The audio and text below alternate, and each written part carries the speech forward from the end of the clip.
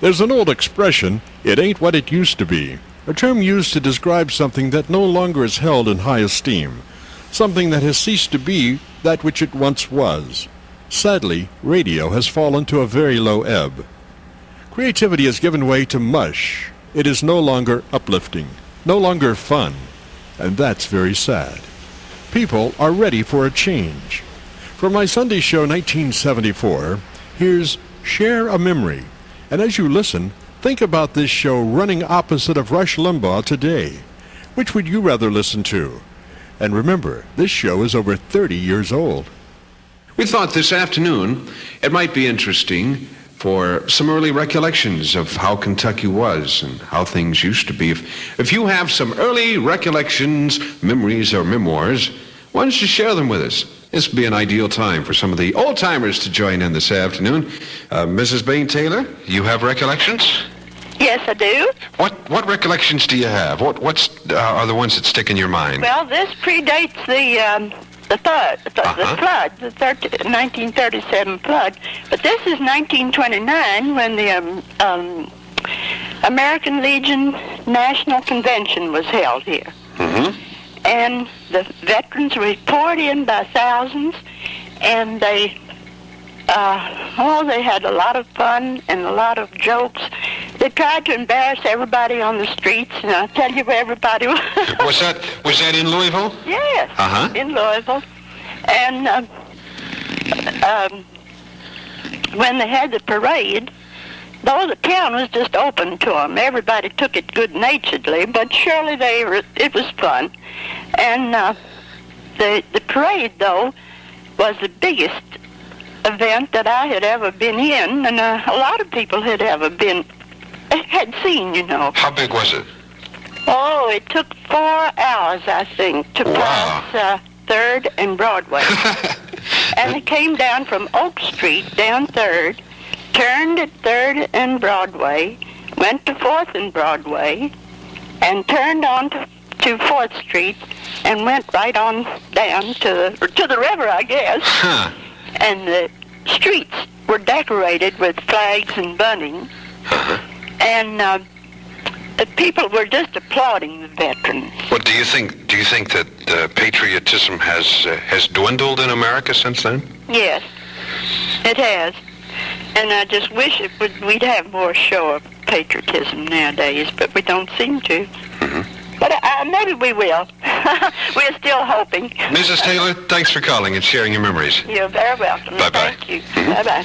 WHAS? Yes, I'd like to add a little bit to the 1929 parade. Yes. I don't remember the parade too well, but I do remember the veterans being here. And the thing that stands out in my mind is of course, the Brown Hotel was really plush at that time and very beautiful. But the veterans had, I don't know if there was a pony or a mule or exactly what it was, but they took that thing in the Brown Hotel. Inside the hotel? Inside the hotel, all around, and took it on the elevator upstairs. I wonder what the hotel management thought about that. Well, the veterans took over. There wasn't anything they could say. All right, in 1929, we had something to do with the stock market, right? Yes. And did this parade occur before or after the stock market crash? Oh, wow. I'm not that old. I'm old, but not that old. I was curious from the standpoint of here, you know, we have perhaps a catastrophic situation for millions of Americans, and if they could still respond like this under that type of duress. Of course, the crash, I heard about it and like that, but it really didn't affect me right then. Mm-hmm. I wasn't old enough to know. Mm-hmm. And the parade, of course, I remembered. Right. What's the name? I didn't get the name. Lemoyne Sable. Lemoyne Sable? Uh-huh. All right, Mrs. Sable, I appreciate your call. Okay. Have a happy day. The same to you. Bye-bye. Ray Flam, you wanted to talk about 1934? Yes, sir. What happened in 1934 in Kentucky? 1934 was a very large veterans parade. Ah. And the veterans, now I'm not a veteran. I'm a veteran, but I don't belong to the veterans organization. Right. But they were here and had one terrific parade, and it went through 4th Street also. Mm-hmm. And then I went to the World Series in St. Louis on Friday. When it ended, when saw Dizzy Dean pitch on Sunday, and I rode back with all the men who are all the veterans, and one fellow gave me a $20 bill to take care of him and be sure that he got off of the train in St. Louis.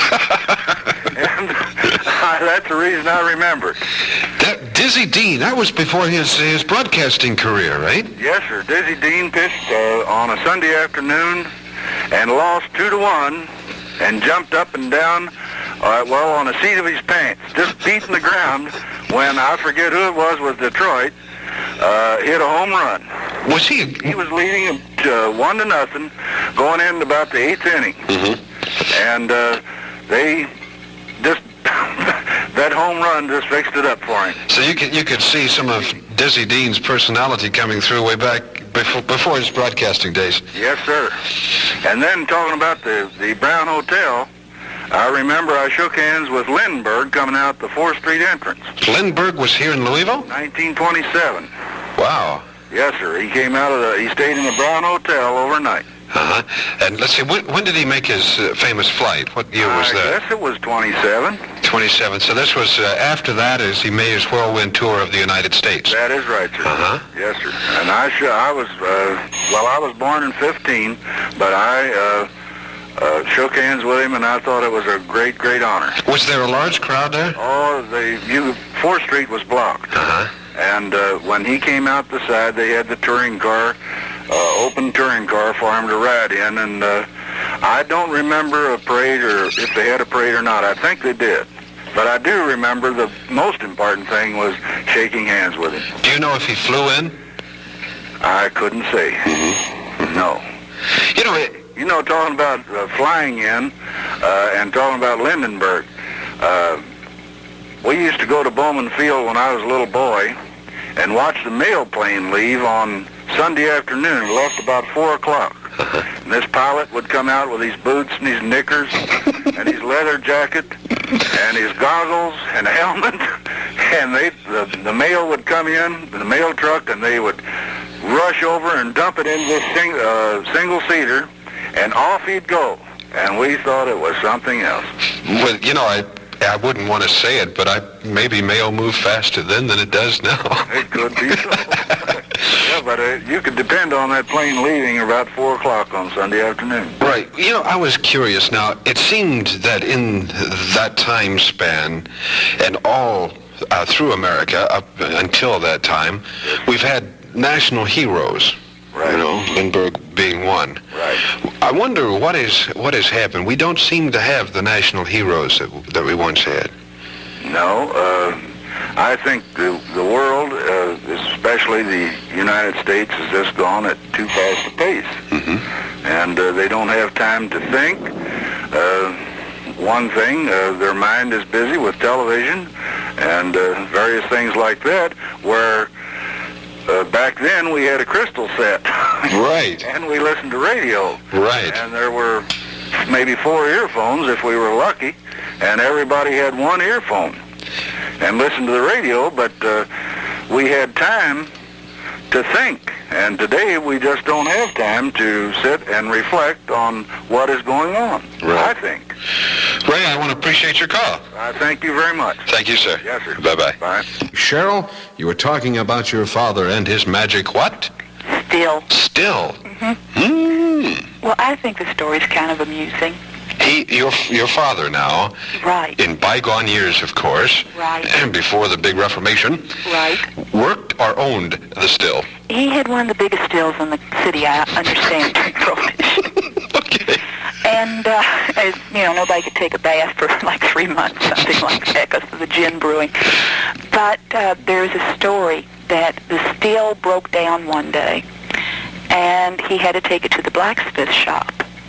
Cart the whole still to the blacksmith shop? Well, there was a problem. He couldn't cart it because the blacksmith shop was on the other side of the police station. Uh-huh. So the only way they could get it there without being, suspicious about it, they put the still, the part that was broken, in the baby buggy. And of course, in those days, people had 8, 10 children, so they kept the baby buggy. Right. And they had his little sister, who is now a very prim and proper lady. But at the time she was 7, and she pushed the baby buggy past the police station because no one would think that a young, innocent child would be pushing a still to the blacksmith shop. Certainly not. No. And this is how they had to get the still repaired. They had to sneak it by the police station in a baby buggy. What year was this? I don't know. When was Prohibition? In 31? Yeah. It was a little bit before my time, so this is a second-hand story, but I have no reason to disbelieve it. Cheryl, thank you. Okay. Bye-bye. Mrs. S.W. Kellerman, you wanted to speak about what event? Yes, have you ever heard of Wrong Way Corrigan? Of course, everyone. Half our staff, I think, are descendants, including myself. Is that right? Yes. Well, he was here in town in 1939. In 39? Yes, and they had a parade out Bardstown Road and to Bowman Field. And in the evening, probably in the day too, they would take up passengers in his plane for $1 a piece and would take you over the city. Now, I've heard, tell me, was Wrongway Kerrigan, was he a football player or a flyer? He was a pilot. He was a pilot. And he was flying, he was in New York, and he was going to go to California. Yeah? And ended up in England. That's why he's called Wrong Way Kerrigan. Well, now, there was a movie, I believe, about a football player. Yes. That had the same name, I think, or something. And that was where the confusion came on my part. But Wrongway Corrigan was a pilot. Yes. And he headed from, he was left New York and headed for California and ended up in England. Now, how that plane ever made it to England, I'll never know, because I was scared to death when I went up in there. You flew in the plane? Yes, my husband and I, we weren't married at the time, we were dating, and we went out and went up in this plane and took us all over the city of Louisville, and for $1 a piece. What kind of plane was it? I don't know. But it was wooden and it was real rickety, you know. Did it have 2 wings? Oh, yeah. 2 wings and a propeller, and I think that's about all. But it was fun. Well, we've had many famous celebrities visit Louisville, haven't we? Yes. Lindbergh and Wrongway Kerrigan. Well, son of a gun. Thank you very much. Bye-bye. We are soliciting comment and thoughts of bygone days in Kentucky, reminiscing a little bit, I suppose. Mr. Bryant, you wanted to reminisce about the 37 flood? Yeah, I hadn't heard anybody tell you yet. Do you know, in the 37 flood, do you know where the used to be the old normal school up on Broadway above Barrett? No, I'm not familiar with it. Well, you know where Barrett Avenue is? Right. All right, up on the hill there, about 300 feet, you could get in wait just a second. Tom, Miss Smith's at the door.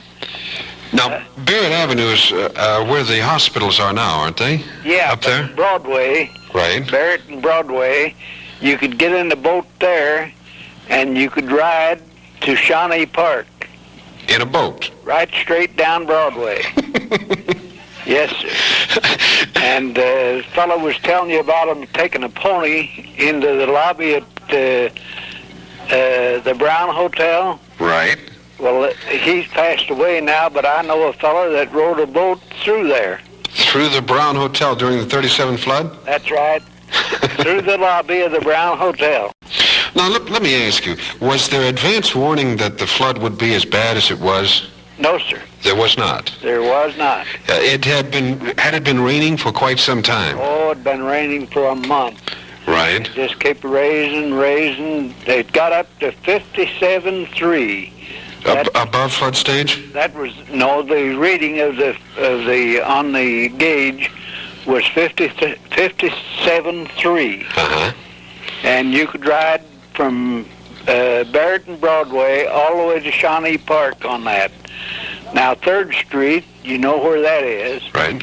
Well, you could ride out 3rd Street, and you know where Summers Herman's... Right. Well, you could ride right up past that in a boat. All that was underwater, see? Business didn't continue No. during that period? No.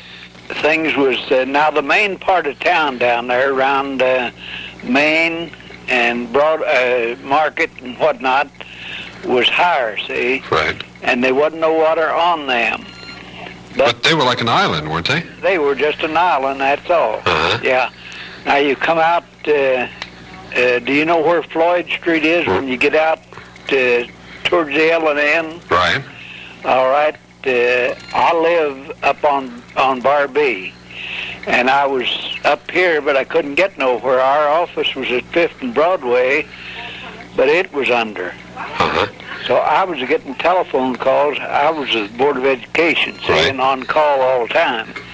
And I got a call here at home that they'd had an explosion at Halleck Hall. That's Manual now. And I went down under the hill where the expressway goes out here, 65. Right. Well, I went down just about there on the hill, and I wanted to get over to Manual, see? And there was boats there, but there was nobody to take me over. And he says, "Can you row a boat?" And I said, "Yeah." Well, he says, "Take one and go on." Told him my business, see? Right. And I went down Brandeis through 1st Street, and when I got down to Manual, the only way I could get in was to walk in on a pontoon bridge, see? So I tied up there and went in, and of course it wasn't, somebody had turned some gas on in the kitchen, and it had ignited and just blowed the lids off of the stove, see? Nothing really severe, Didn't though. amount to anything, no. So I stayed there for a little while. How far underwater was that area? Well, there was boats riding through 1st Street. It was about 4 feet deep. About 4 feet. Yeah. That's quite a bit of water. Yeah. And right down under the hill here on Floyd Street, for me, I had a fellow that was working over at Manual at that time, Leroy Greathouse. He's retired now, and he lived here on Floyd Street. And he had a car there, and the water was about 18 inches over the top of it. Mr. Bryan, I want to thank you for your call. Okay. Have a happy day. Thank you. Bye-bye. We've had many famous American heroes visit Louisville, numbering among them Lindbergh, Wrongway, Kerrigan, and Babe Ruth. Is that right? That's right, Babe Ruth. Babe Ruth visited Louisville. Well, not once, but several times. Uh-huh. But the ones I particularly recall, I went to St. X between 1932 and 36. Right. And the principal there at that time was a jolly gentleman named Brother Benjamin. Right. And Brother Benjamin was a discoverer of Babe Ruth. How was that? Well, he was taught at a foundling home there in Baltimore, and as you know, Babe Ruth was a foundling. Right.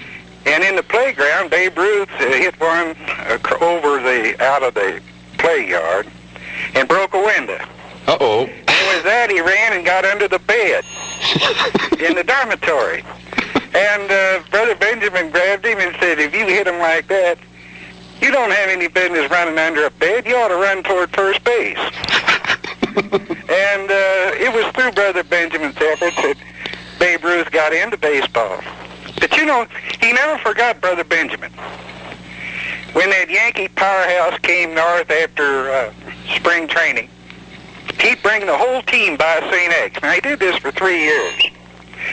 And it was sort of a holiday. We'd go back into that old gym back there on Jacob Street that had the running track above. Uh-huh. And the Yankees would show up. And there was Gehrig, and there was Lazzari, and the Crosetti, and, of course, Ruth. And the thing I remember about Ruth most, he was built just like a funnel. He must have been a good 3 feet across his shoulders. He was the ugliest man I believe I've ever seen. And his head fitted right down on his body. Uh-huh. And his ankles were no larger than my wrist. And every night when he'd talk to us, we'd listen. And then when he'd finish, he'd go over, and a tiring man that he was, he put his arm around Brother Benjamin. And Brother Benjamin was 5 foot. He had a gray fringe and bald-headed. And when he put his arm around Brother Benjamin and, in effect, squeezed him a little bit, Brother Benjamin would just Well, he was in seventh heaven. Well, now, how old were you doing this? Oh, let's see, I was about 15. You were about 15, and for any young man about 15, of course, baseball is a large part of his life. Oh, in those days, because in the summertime, you either were a good ball player or you were a good reader. You didn't have choices. Right. You played ball, but he'd take the St. X baseball team out to Parkway Field, and they'd play the exhibition game. But it was always a thrill to see Babe Ruth, and I just glory in the fact that I was just a part of history at that time, because he was undoubtedly part of our heritage. Right, and you say Brother Benjamin was the principal at St. X? That's right, yes, sir. So he came through for 3 years, and every year was always a delight, but that was Brother Benjamin's day. He was very well pleased to crawl back for another 364 days and wait for Babe Ruth to come through again. Mr. Kellerman, thank you, sir. It was delightful. Thank you. Bye-bye.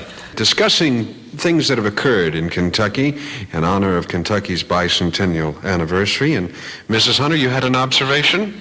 Yes, I said that I wondered if anybody had mentioned anything about the Clark Bridge being opened in 1929, because that was the bridge between Jeffersonville and Louisville. Right. And I know the American Legion National Convention